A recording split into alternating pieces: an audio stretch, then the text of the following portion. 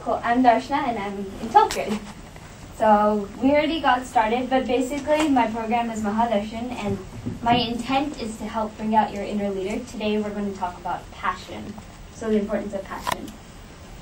So I thought about self-esteem, and I said, well, when you look in the mirror, do you see yourself bigger than what you are? Then I thought, no, that's too high of a self-esteem. What's the point in thinking that you can do anything but not really doing anything about it? But then the opposite to that, looking in the mirror and seeing yourself smaller than what you are, is a definite no-no. Never believe that you can't do something. How to see yourself for exactly what you are? Everybody's unique, so you gotta appreciate that.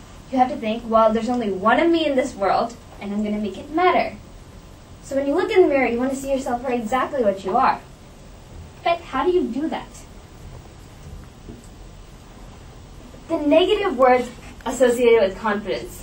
When we see somebody that's a little bit too confident, we have a lot of words for them. They include narcissistic, arrogant, conceited, overconfident, self-centered, egoistic, proud, and basically overconfident.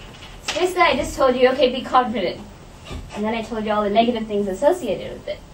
So how do you remove the over from overconfident to just be confident?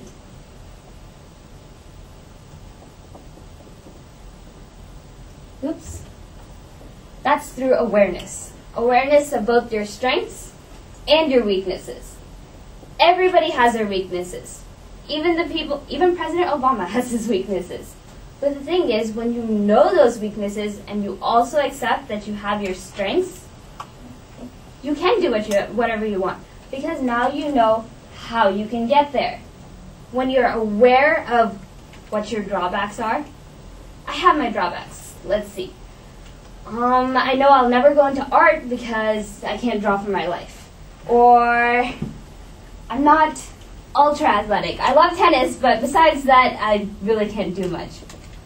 Some of my other drawbacks are, I'm not exactly the most organized person in the world. I mean, yesterday I started cleaning because it looked like a tornado hit my room. But disorganization, all these things are my drawbacks. But I understand that I have to do things to overcome them. And by that, I use my strengths. I know I'm a focused person. I know if I put my mind to things, I can accomplish things. So with this awareness, I try in the morning to look at myself for exactly what I am. And so I think of everybody as a piece of carbon. I mean, we don't really appreciate carbon that much. It's just something. But the thing is, carbon is what turns into diamond. But how do you become a diamond instead of graphite? If carbon is put under extreme pressure, it can either burst or it can become graphite. What's graphite? We put it in our pencils, we just write, we kind of disregard it. But on the other hand, diamonds, and wow, gorgeous, dazzling, diamonds, something that we pay so much money for. But it all comes from the same thing. So if you think of yourself as, say, a piece of carbon, you have to say that under extreme pressure, if you use that pressure to your advantage, rather than becoming graphite or letting it become too much, you can turn it into something good and you can become a diamond. So at this point, I'll tell you a story.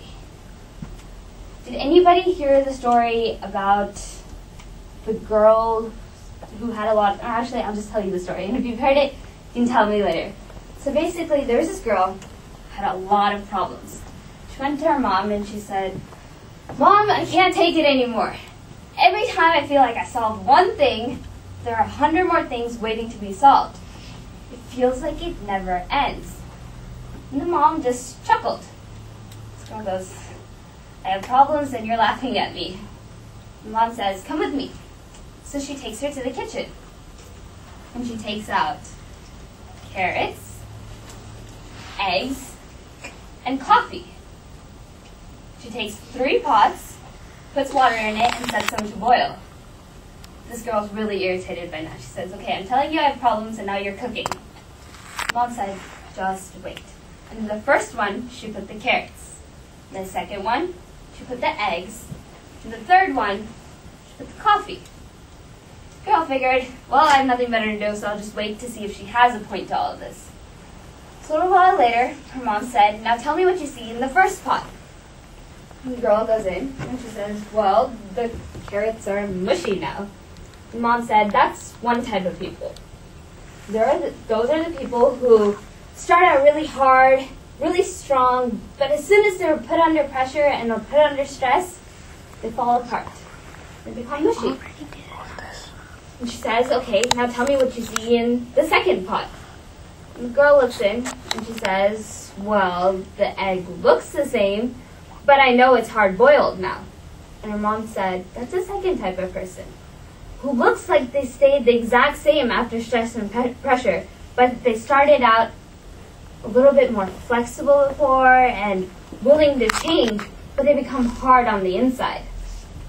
And she says, okay, now tell me what you see in the third pot. And the girl looks in, and she sips it, and she goes, the sweet smell of coffee. And Mom said, that's the third type of person. And they're really gifted. They have this incredible ability to take that stress, to take that pressure in intense situations, and use it to their advantage to become better than what they were before.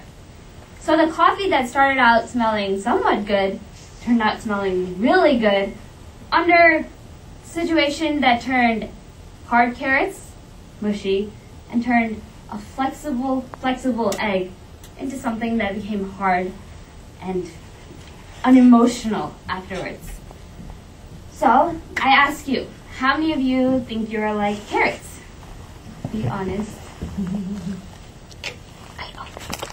How many of you think you're like eggs? I think I'm like an egg. I act like I'm okay, but really I just push it all away. But what I want to be able to do, my goal is to be able to be coffee. So I hope next time I ask you this question, next time I see you, wherever I see you, you'll be able to answer that you're coffee, that you're like a diamond, that you turn the carbon that you have in your hands into a dazzling diamond. So, on to what the whole point of today's seminar is, and that is passion. What are you passionate about? I'll tell you how I started Mahadarshan. So this whole program stems from something I was passionate about. It started with a stimulus, and that was actually a chain email that I got. It was the 12 Dimensions of Leadership. I was ending 6th grade, I think, when I got this email. And it was about these 12 points about characteristics of leaders. And my 6th grade mind was just so fascinated by this. I was like, whoa, this is kind of cool. So I thought about it, and based on just my own experiences and what I had read before, I came up with my 14 points to leadership. And that's where this all started. And my interest.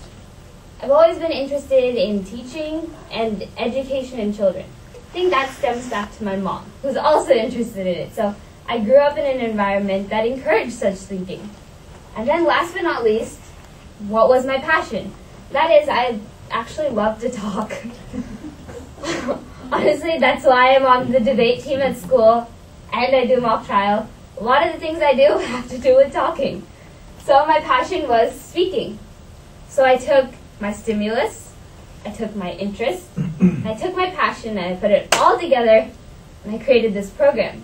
And through this program, I have the opportunity to meet lots of people, to share the knowledge that I have, to gain what they have to offer me, and at the same time, I get to talk. So, the result was Mahadarshan. So today, what we're going to discuss is what you guys are passionate about and what you can do about that. So first is, I have a small activity, and that is making boats. So what's the purpose of it? The sails on a boat. What are they there for? One is propulsion. Another is direction. Propulsion is what makes it go forward. So same with your passion. That's what's going to push you forward.